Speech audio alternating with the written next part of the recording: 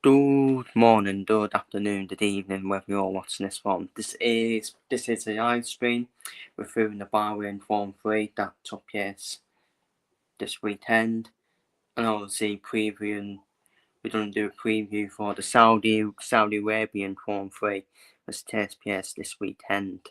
So start off there with the reviewing Bahrain, where we saw Oscar Piastri did a masterclass, didn't he? A masterclass race victory in Bahrain for Oscar Piastri, which means he picks up his second race win of the season. And obviously, he doesn't take the lead in the Drivers' Championship, but it puts him in good stead for the Drivers' Championship for Oscar Piastri. So yeah, it was a dominant masterclass win from Oscar Piastri. But beyond that, it was all about a battle for second between George Russell and Lando Norris. Lando Norris making up for 3 places, despite getting a penalty, despite getting a 5-second time penalty for obviously being in the one position, and the car was over the grid marking, so it was a false start from Lando Norris. So he did pick up a 5-second penalty, but he still didn't affect him that much. Made up places.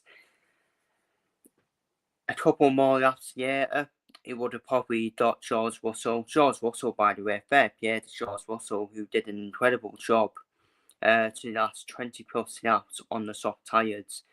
And this was a weird strategy, wasn't it, in Bahrain? Some teams suited the medium tyres, some cars suited the hard compound tyres, and some cars suited the soft tyres.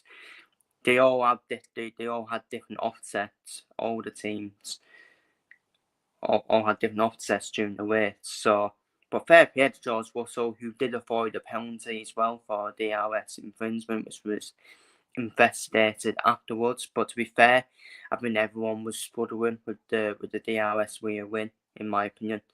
So I thought it would have been harsh to give George Russell a penalty. And what a great start to the season for George Russell. What a start to the season for him as well. Consistent start to the season as well. I think he's been on the podium in every race, I think, this season, George Russell. And Ferrari, well, isn't it ironic we're seeing, since Lewis Hamilton's left Mercedes, all of a sudden Mercedes are cooking, while Ferrari are flopping, like a seal falling into water. I'm sick of the excuses for Ferrari now, from F1 fans and F1 experts. Oh, but it's gonna be next season. But wait till next season. Yeah. By the way, 2022, Ferrari had the best car, had the quickest car, and they still didn't win anything. Still didn't win the titles, did they? Which shows that the whole Ferrari for me is completely won. Everything's won with Ferrari. The driver lineup, for me, Charles Leclerc. I think it's absolute standards how Charles Leclerc has kept his place at Ferrari, in my opinion. When he's done nothing, he's not won a title. But they were so happy to get rid of Fernando Alonso and Sebastian Vettel for not winning the title. So why are you not getting rid of Charles Leclerc? Lewis Hamilton, they brought Lewis Hamilton in. Lewis Hamilton went to Ferrari for a retirement pension. He's finished, people. He's finished. I told everyone this after 2021 that he's not going to win another title. For me, he won't win another title, Hamilton.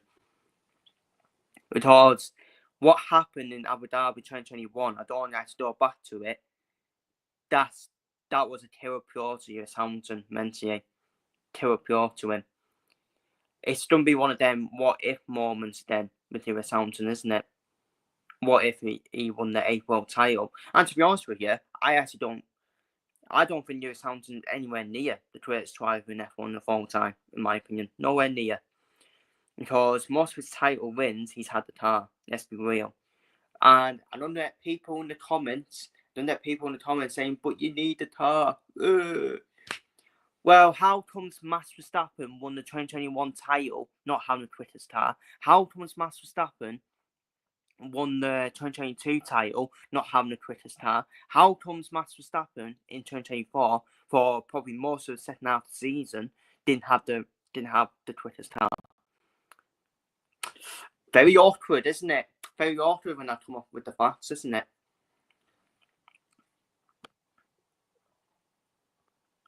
And but for me, Ferrari have always been a mess. Ferrari are just what they are. They are just what they are for me. They've been like this every season. Everyone hypes them up at the start of the season. They never learn. These people, they never learn. They never learn. The team, they got the one team members, they got the one people that doing strategies. They don't have a clue in terms of team strategies either. And it says everything that the drivers probably know better than the whole team in terms of team strategies. But they still listen to the team. They still listen to the team overall. That's what's wrong with Ferrari. That is what is wrong with Ferrari. And this is why I never take them seriously every season. Yeah, Ferrari will win races. So what? So what if they win races? You get a trophy at the end of the season. You get a Driver's Championship trophy, and you get a Constructors' Championship trophy. That's all you care about. It doesn't matter how many race wins you get. As long as you win the Drivers' Championship and the Constructors' Championship, nobody cares about how many race wins you got. They all care about who was the champion of the Drivers' Championship and Constructors' Championship. And by the way, I still give Lewis Hamilton credit for winning the 2008 title. I think Felipe Massa is just a bit baby about it. Let's be real. And Lewis Hamilton took advantage in a shit McLaren car and still won it. So I actually do give Lewis Hamilton credit, actually, for those people saying, "Oh, he's a Hamilton here." But let's be real, most of Hamilton's title wins, he's had the car. Let's be real, and he wasn't really challenged at all. And when he was in the title races with Nico Rosberg, it was only him and Rosberg competing against each other. Well, 2016 was the only real close title race between Hamilton and Rosberg. Oh, and guess what? Hamilton lost it to Rosberg. Can't make it up, can you? Can't make it up. And but yeah, enough of that now. Enough of that waffling on. Max Verstappen finished 6th, Tsunoda 9th. I think that's a good result for Tsunoda because let's be real, it's where Red Bull are at now. It's where Red Bull are at now. They're not going to be the team they once were. So they're probably accepting they're going to be just more of a point-storm team now than many podium. Max Verstappen can still win a race, let's be real. Because Max Verstappen just does unreal things for me. And still, he can still win that race car, which tells you everything, doesn't it, about Max Verstappen. While some certain drivers need a car. And but per Dadsy, to be fair to Red Bull could have moved up a couple more places if they would have got the strategy right and the pit stops didn't get them down, which is so unusual for Red Bull, isn't it? That the pit stops did get them down. Because they know the 10 of pit stops, to be fair. And yet them badly down. Per Dadsy, very consistent again. Per Dadsy, very underrated driver for me. Always a point scorer every race, mostly every race. With Alpine as well. And Per Dadsy, for me, he thrives from being a number one driver. He does. He did it at AlphaTauri, and he's now done it at Alpine. But fantastic race for the two Haas drivers who were outside the top 10 at the start of Qualifying 3. Berman was 19th, was near the back of the grid, and he moved up 10 places into the top 10, storing the points. And the Ocon was 14th. Ocon started 14th as well, and moved up to 8th. The thing with Haas is, Haas don't have a qualifying car, but they do have the race car for me. The Haas drivers. So I think that's what it was for me. And finally on Lando Norris. Lando Norris been getting a lot of criticism. A lot of people saying Oscar Piastri should be given more priority than over Lando Norris. We'll wait and see. I still think it's 50-50 in terms of priority. I still think it's 50-50. It's a bit like Hamilton Wasberg situation at Mercedes where, yes, be real, it's most likely going to be a Norris Piastri title race for the Trials Championship. And both on that priority. It's going to be a bit like Hamilton Wasberg where you may see a friction between the two of them at some point during the season. It's going to happen. Said it at the start of the season as well. But for me, all the press is on Lando Norris for me. Lando Norris needs to win the title because he was the one challenging Max Verstappen in the second half of the season. And I don't think it'd be a good sign if his teammate, Oscar Piastri, ends up winning it. I've always said for me, Oscar Piastri for me is better. He has the better ability than Lando Norris, in my opinion. But everyone will expect Lando Norris to win it because all the pressure should be on him, really, to win it. Max Verstappen, the defending champion, has no pressure on him this season. Everyone doesn't expect. People with a brain don't expect Max Verstappen to win the Trials Championship this year. And to be honest with you, if Max Verstappen still ended up winning the Trials Championship in that Red Bull car, everyone now should fold and should be embarrassed, in my opinion.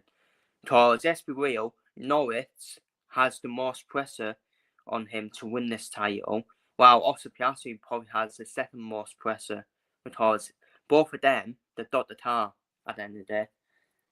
Both of them dot the tar at the end of the day. So, and by the way, if McLaren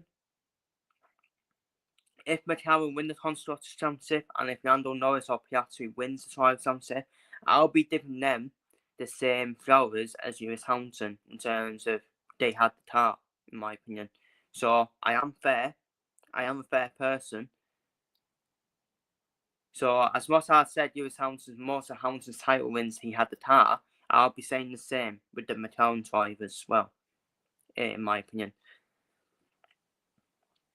But yeah, that was the top 10.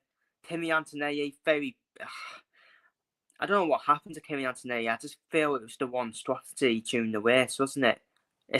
Kimi Antonelli was in 5th place at the start of the Grand Prix. Was in 5th place and he's dropped out the points. Very disappointing Grand Prix for Kimi Antonelli, who has stored in the points so far. And then Alex Albon, probably something to do with strategy as well. Hulkenberg, I don't think he was going to be anywhere near the points. Hadger as well. Jack Doohan could have competed.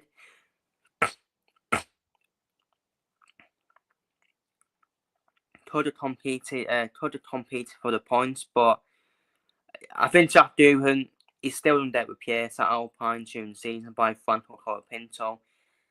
I do think that's a bit harsh for me because I don't think Doohan's been that bad, to be honest, especially in qualifying as well. But he's done that with Pierce at some point by Colapinto. Alonso, Pruitt, yeah, as expected, a poor race from Aston Martin. Aston Martin they have more focus on 2026 car. So it's no shot to see both of them down there. Liam Lawson, again, you probably say poor from Lawson as well. Because everyone would have thought this would be Liam Lawson's level, racing balls. Bortoletto, no surprise he was down there, and Carlos Sainz was the only DNF with the side pod damage that he suffered during the race. So what does it mean then for the Trials Championship? Lando Norris has a 3-point lead over teammate Oscar Piastri. Verstappen in third with 69 points. Russell's closing the gap on Max Verstappen in the race for third. Charles Leclerc in fifth, Hamilton in seventh. Antonelli's in sixth at the moment in Trials Championship. Albon is in eighth, Ocon in ninth, Stroll is in 10th. Dadsey, Hulkenberg, Berman, Sonoda, Isaac Hadger, and Carlos Sainz.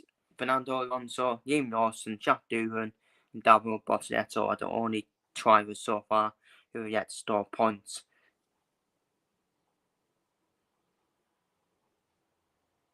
In this Formula 1 season. In terms of constructors' championship, then McLaren have got a massive lead, got a massive 58-point lead over Mercedes.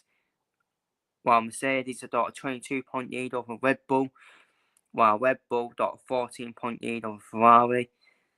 And by the way, let's be real, people, Red Bull were the fourth quickest car done into the season. And the fact that Mercedes and Red Bull are above Ferrari is embarrassing for Ferrari, in my opinion, at the moment. Haas in fifth, Williams are in sixth at the moment, Aston Martin seventh, Racing Bulls in eighth, Alpine in ninth, and Sauber in 10th. So all the teams have scored points so far this season, while 4 drivers have not scored points. And now we move on to the Saudi Arabia Grand Prix. This is the Jeddah circuit where there's a lot of turns. I mean, there's 27 turns, 27 corners? Mental. 27 turns, so it's quite a long track. It's quite a long track, to be fair. In terms of the overtaking opportunities, it starts from turns 19 to 22. I think that's a bit difficult to overtake, and to be fair, I think your best chance of overtaking is from turns 24 to 27, and that's start finish straight, in my opinion. So 27 turns in the Jeddah circuit. In terms of UK schedule, practice 1, half 2 to half 3 in the afternoon on Friday the 18th of April. On the same day, practice 2, 6 p.m. to 7 p.m. Practice 3 on Saturday the 19th of April, half 2 to half 3 in the afternoon. On the same day, qualifying is 6 p.m. to 7 p.m. on the same day, and the race starts at 6 p.m. That's the race start, lights out. In terms of circuit information, then it's a balanced medium circuit, circuit 6.174 meters. First Grand Prix was 2021. Number of laps is 50 laps. Race distance 308.45 meters. The off record is 1:37.33 from the Samsung 2021 and Mercedes. Safety car chance is predicted to be at 67%. Pit lane time loss 20 seconds. Jeddah features the most corners of any circuit on the 2025 calendar, many of which are pistonally flat. 3 DRS zones are Charles' best chance to overtake, but this can be a particularly challenging track where any mistake can spiral rapidly, with a safety car almost certain to appear. Whose strategy will be feasible not to conquer the fastest street circuit in F1 history, we will see. But in my opinion, it should suit McLaren, in my opinion, because they are the fastest car. Setters car setup and aptitude foot for Cheddar Grand Prix circuit. Medium speed cornering is crucial. Focusing on top speed and DRS effectiveness are also recommended, and it favours cars with balanced stats. With a very high chance to see safe cars out with Grand Prix and a low likelihood of that bad weather, this Grand Prix is unlikely to pack any surprises, but don't become complacent and be ready to take advantage of any opportunities. As with the previous Grand Prix, more strategies will call for a single pit stop, so your pit strategy should be driven by your place in the starting grid and whether you want to open or close the weights on hard compound tyres. If you're unlikely to significantly improve on your qualifying performance and earn points, Cheddar is too early in the season to push your cards hard for a small point per turn. Focus on consistency and reserve your performance for future Grand Prix. Cheddar has a lot of opportunities to overtake and battle for position. So if you're in a position where points are likely there can be valued in pushing a little harder to earn more. So possible race strategies then. The one stopper, medium hards, obviously starting on mediums and done to hard compound tyres. Another one stopper is starting on the softs and done onto hard compound tyres. Starting on the mediums and done onto soft tyres, and then there's the alternative of a two stopper, starting on the soft, done on the mediums, and then back onto the softs again. In terms of the pit stop strategies last year, Max Verstappen, as you see there on your screen, most of them were medium to hard compound tyres, which is probably the best strategy you can probably go for. And that's when Max Verstappen and Sergio Perez, that's when Red Bull still had the dominant car, especially at the start of the season as well. So Red Bull were dominant, and I expect McLaren to be the same again in terms of a McLaren 1-2. So in terms of my race predictions then for the Saudi Arabia Grand Prix, I think Lando Norris will qualify on pole. I think he will be the quickest in qualifying, but I think it's going to be quite tasty with a McLaren 1-2, because I don't think Oscar Piastri will be holding back. Because looking at the circuit, I think Piastri made at the inside line from the race start as well.